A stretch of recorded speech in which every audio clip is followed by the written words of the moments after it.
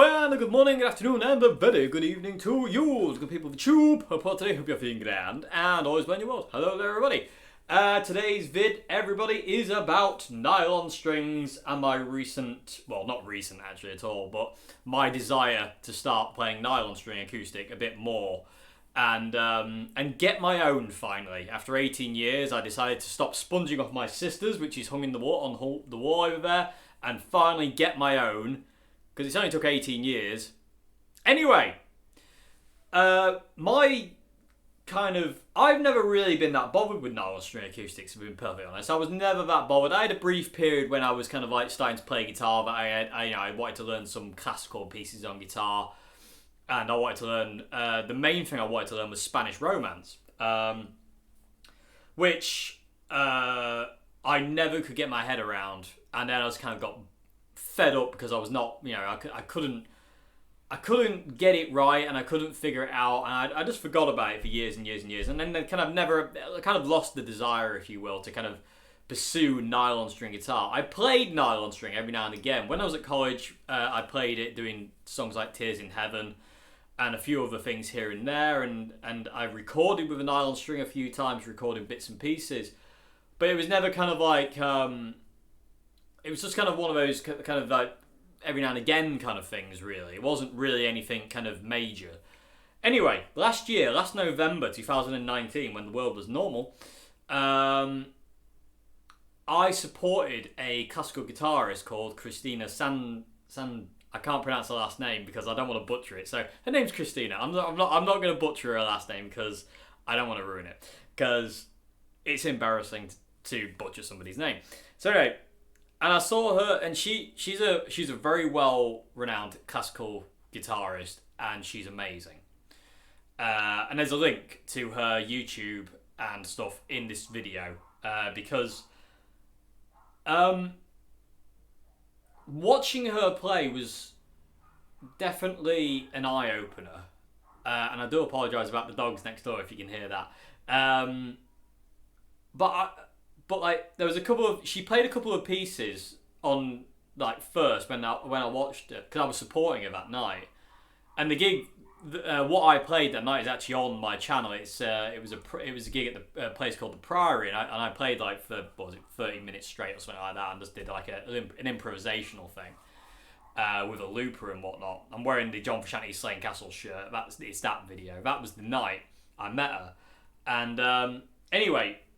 She started off with a few bits and pieces, and then she played Spanish Romance, which...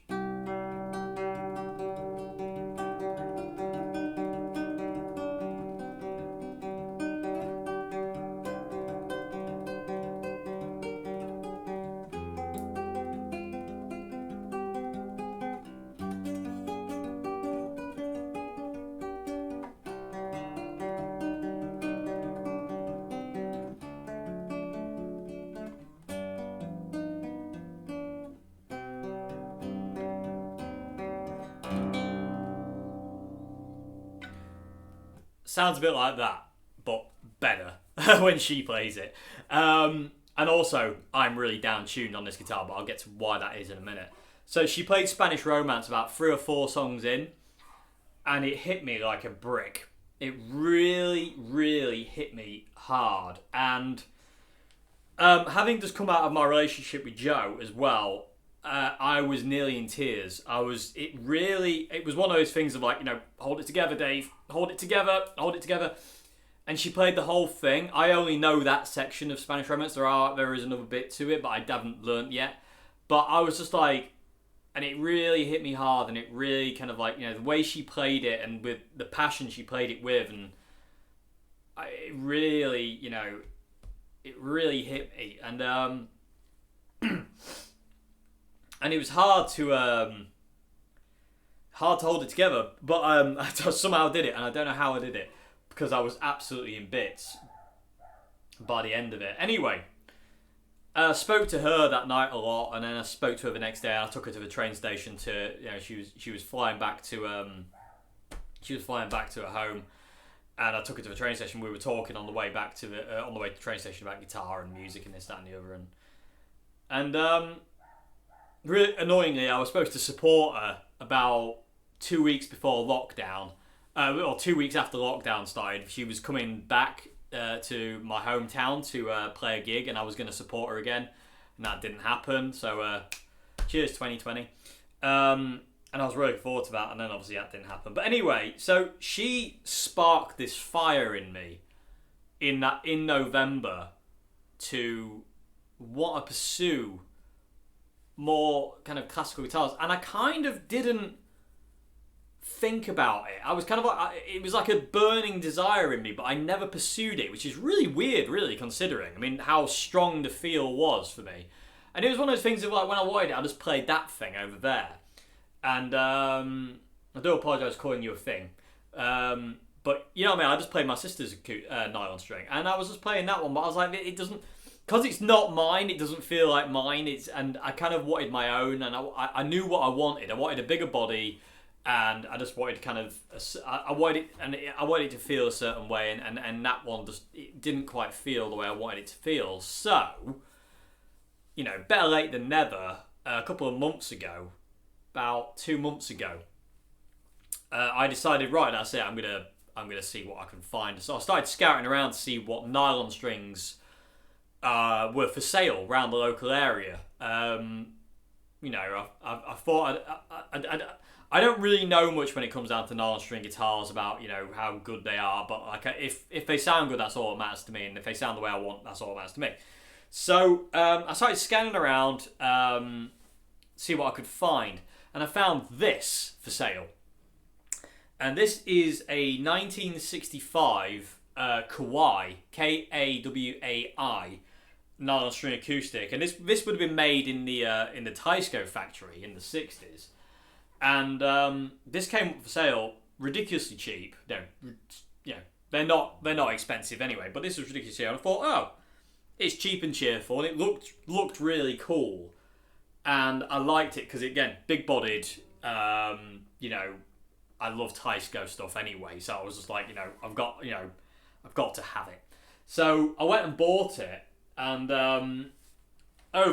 just had a look at it on the spot, and then the frets aren't the best in the world, but they do the job, so that's all that matters.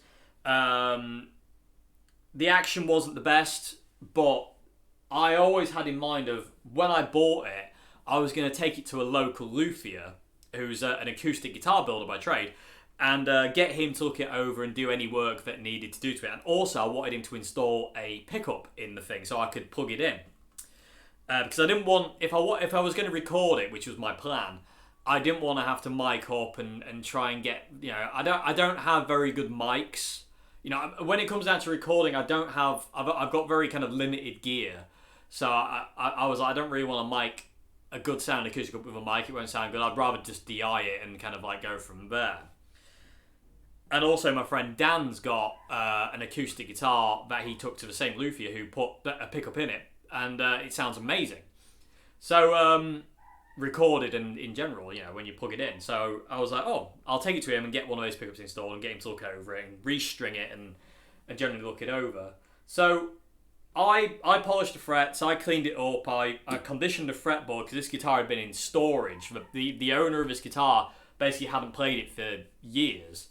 And as a result of it being in storage, he had down-tuned the thing. He didn't keep it in tension. He just thought, oh, I'd down-tune it just to save on any intention on the neck. And when I got this guitar and got it home, I noticed it was in both E's were to C. So it was really down-tuned. Really, it's a really deep-sounding guitar. And I was like, I like that.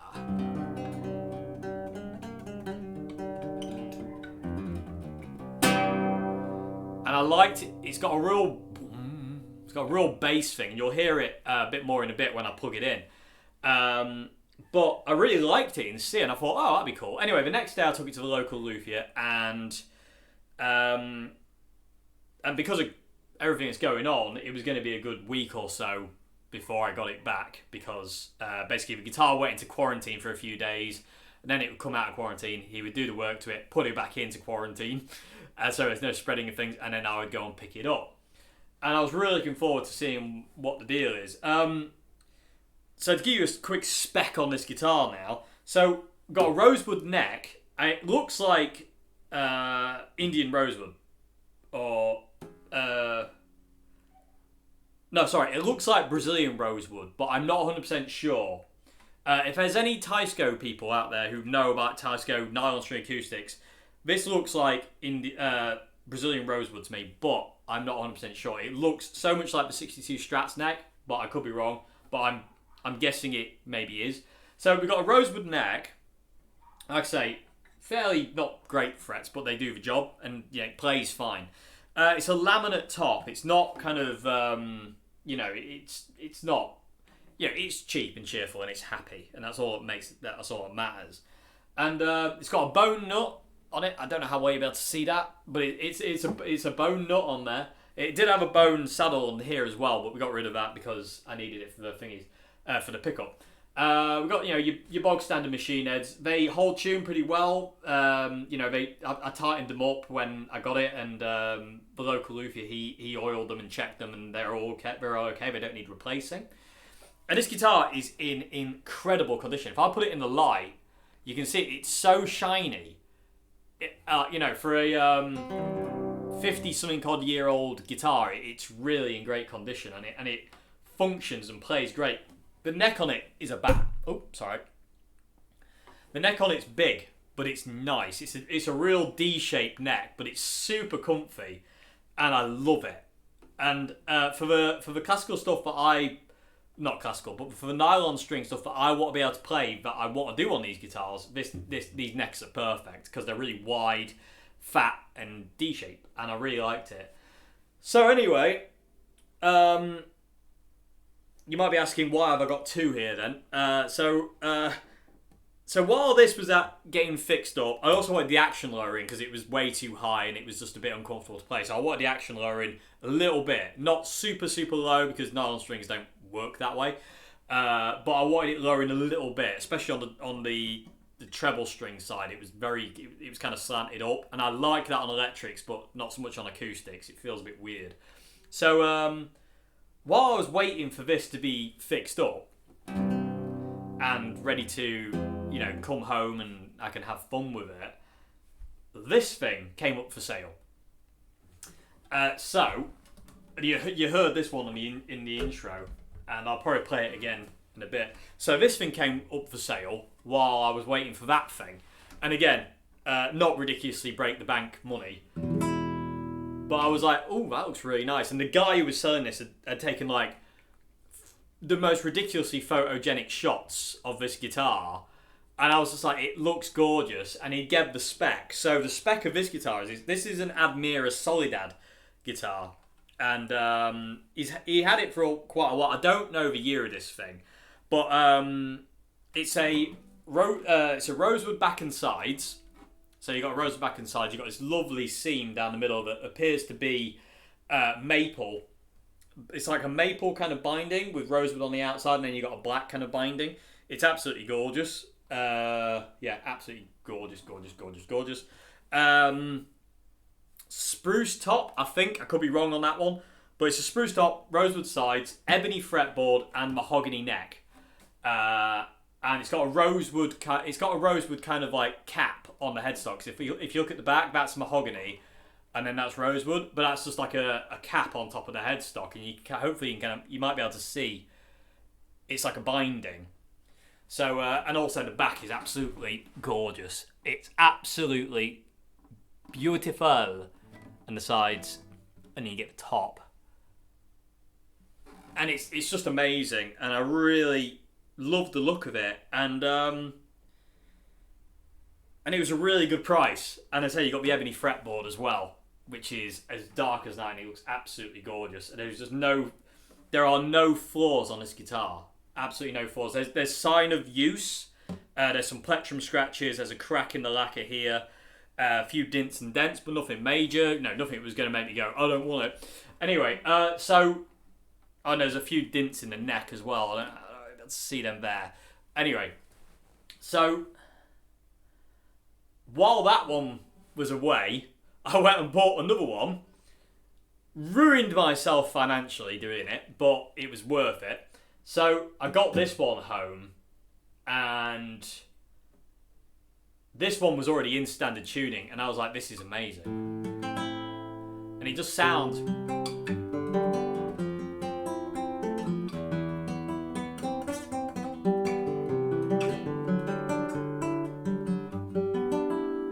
It just sounded really rich and nice, and I was like, I need it to be electric. So I was like, but I thought, well, what I'll do is I'll wait until this one comes back, really sorry, and see what the pickup sounds like in that one before I get this one done, just in case it doesn't work.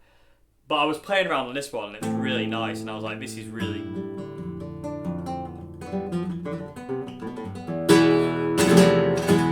It was just really nice, and it just spoke to me, and the neck on this one's a lot thinner than this one. It's still a D shape, but it's a lot skinnier, and it was just really nice. The fretwork's fantastic, everything about this guitar is gorgeous, and it looks gorgeous, and I love it to bits. And, you know, I was just like, oh my god, I am a spoiled little brat. And, yeah, I am. Anyway, so this came along, and then a couple of days later, got this one back. And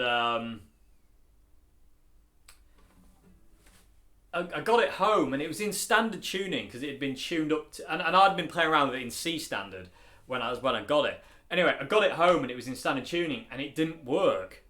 Like, it sounded great, especially when I plugged it through the Marshall, the AS50, which is what you're going to hear them through today. With I'm using a Line 6 HX as well, everybody, for the reverbs and particle verb and all that kind of stuff. So all the effects you hear are coming from the HX, and the signal you're getting is the DI signal from the Marshall.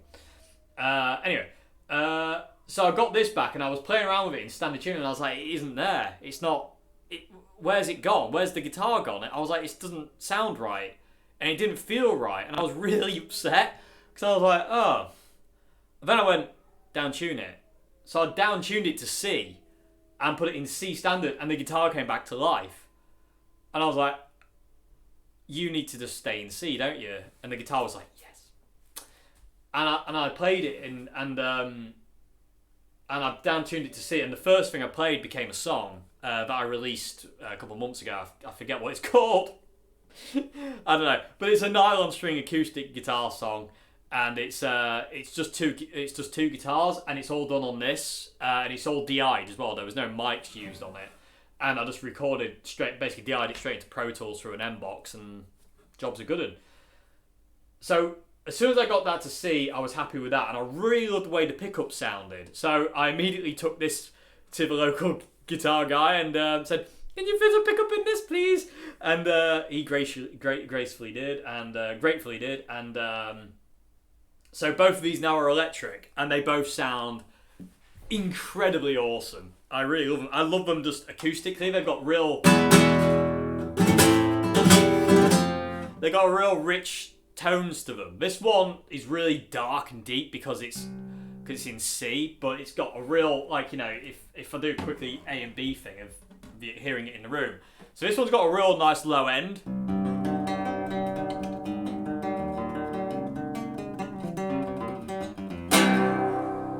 It's got a real bassy low end, and the high strings aren't bright, they're not brash in any way.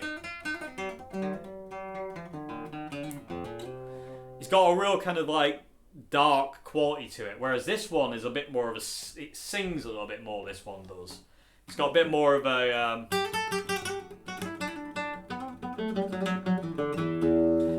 brightness to it. It's a bit more even from the bass to the high, whereas that is just bass. That guitar's just there's a lot of boom in that, and it's really dark, and I love it for that. But this one's a lot brighter. You know, really, really cool. And even when you get this into standard tuning, it's still really thumpy and low-endy, whereas this one's a lot more even. And it's probably, this is probably a lot more even because it's I don't want to say real wood, but you know what I mean? It's the, is it spruce? I forget whatever the top is. I'm no good with this kind of technical stuff. I just know if it sounds good what it is. But like with the rosewood back and sides, you know, the mahogany neck, the ebony fretboard, spruce or whatever this top is, you know, I want to say older as well. It's definitely not older, but you know, with this being made the way it is, it's, you know, its manufacturing process is you know, this was cheap and cheerful for the masses. This is cheap and cheerful for the masses, but we're a bit better. You know what I mean? Like, just a little bit more kind of you know, quality in the wood. But I like it because they're both so different and they both speak to me on a different level, which I really, really love. Anyway, that's enough talking on it. So I've recently been getting into playing these things a lot, and I'm really, really enjoying it. So, and like I say, it's all thanks to my friend Christina, basically. Like, she really lit this fire in me that was always kind of like, it wasn't a fire, it was like a simmer. And then I saw her play, and she nearly, you know, had me in tears with Spanish Romance, and I was just like, oh my god, you know, I really need to pursue this. And, you know, better late than never. It finally really caught me a couple of months ago, where I was like, I've got to do it now. It feels right. I've got to do it, and I had to go for it. So that's where we are, people of the tube, with these. So, like I say, this is an Admira Solidad guitar, and this is a Kawai. I don't think it even has a model number. Oh, it does. It KG45. It's a KG45. So you heard this guitar on the intro, and like I say, it's really nice, and it's bright and very even E to E. So what I'm going to do now, I'm going to plug in the Kawai and let you hear that, and just mess around on that one for a while. Like I said, I'm not very comfortable, so it's not going to be the best guitar playing in the world, so I do apologise, and I'm sure there's loads of classical guitarists out there who could laugh at me hysterically about how I'm going to attempt to play these things, and I'm not going to do them justice in any way, shape or form, but I'm going to try my best. But hopefully something good might come out, and yeah, so I'm going to plug this guitar in now, and let's see what comes out of this. So, yeah, and I'm sorry for all the talking, everybody. I didn't realise it was that long, so I do apologise. But anyway, let's do some playing.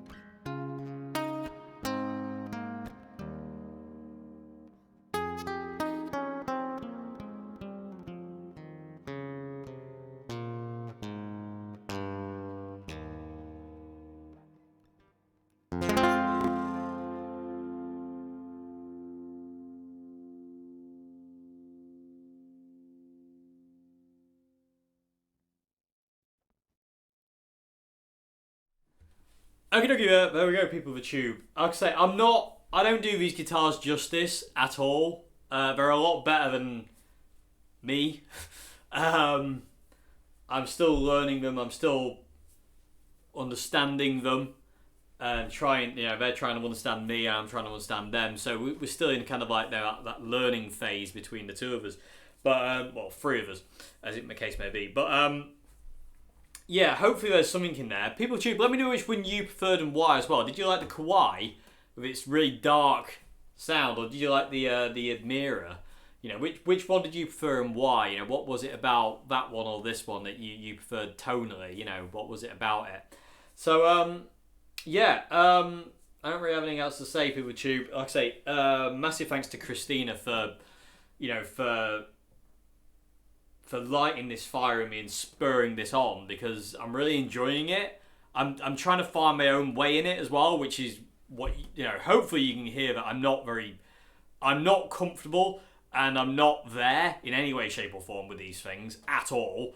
But I'm figuring it as I go. Every time I play one of these things a bit more, I understand it a bit better, and I find what I can do and what I can't do, because it's a totally different animal to a steel string acoustic or an electric guitar. The nylon string guitar it's a totally different animal. It's just a beast. It's a totally different beast, and I like that because it's taken me totally out of my comfort zone of what I could normally do on a guitar. I can't do that with these. I've got to think a bit more different. You don't have a sustain. And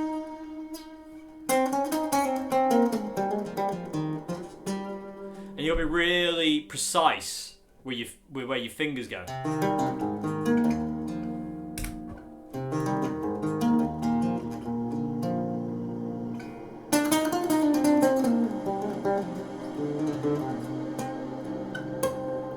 Otherwise, things just get kind of run away from you, shall I say. So anyway, really hope you enjoyed this vid on these two nylon strings and nylon string mania. And yeah, you'll be seeing and hearing more of these two guitars, definitely. I really, really love both of these. I love the fact that they're both totally different, and they both speak and sing differently. This one sings a lot more than this one, but this one's a bit more of a... this definitely sings. They both sing, but this one's got a brighter voice. This one's definitely got a darker voice. But like I say, people tube, let me know which one you preferred and why. And I do apologise for the playing. It wasn't that great, and I do apologise for that. I will get better on them. It's just going to take a bit of time me understanding it. I need to get to grips with them a bit more and understand what I can do and where I can go and where I can't go. So yeah. So and just generally kind of just learn the thing. You know what I mean? And yeah. And learn the rest of the Spanish Romance. Anyway, just let you know quick what we were going through. Like I say, we were going through Line 6 HX effects. You're mainly hearing particle verb, or I did stick delay on at one point, a tremolo at one point as well, but very briefly, I didn't like the sound of it. But I do love particle verb on acoustics, especially when you hit high strings. It sounds like a singer. If I turn up the mix a bit, if I hit a high string, it sounds like a voice.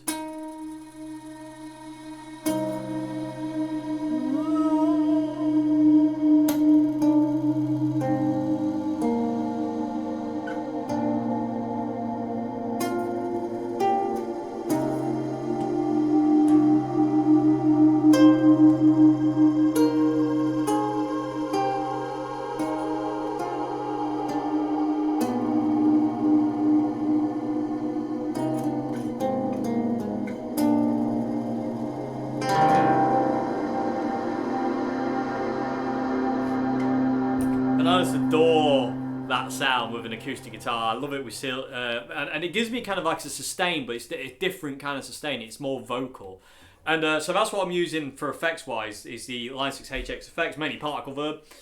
Amp wise, we are using the Marshall AS50R, and basically I am DI'd out of the back of that into the Zoom Q8 camera, so there's no mics basically. So it's just basically, it is what it is, so to say. So, and I really like the sound. I don't like playing acoustics without reverb, but it's okay. But it's just so dead. I like reverb because it adds like a bit of a dimension to the sounds of these things, and I really like that, especially particle. But anyway, so that's the amp we're using. Everything's just set at 12 o'clock on that, which is because parametric EQ kind of thing. But anyway, enough whiffle waffle. Let's. I'll let you get on with it. Your day, and I hope the playing has been okay. I know it's not been great, so I do apologise. But yeah, let me know which one you preferred and why. And I'll see you again for another vid very soon, everybody. Have a great morning, afternoon, good evening, and goodbye now. Thank you very much for watching. Haha.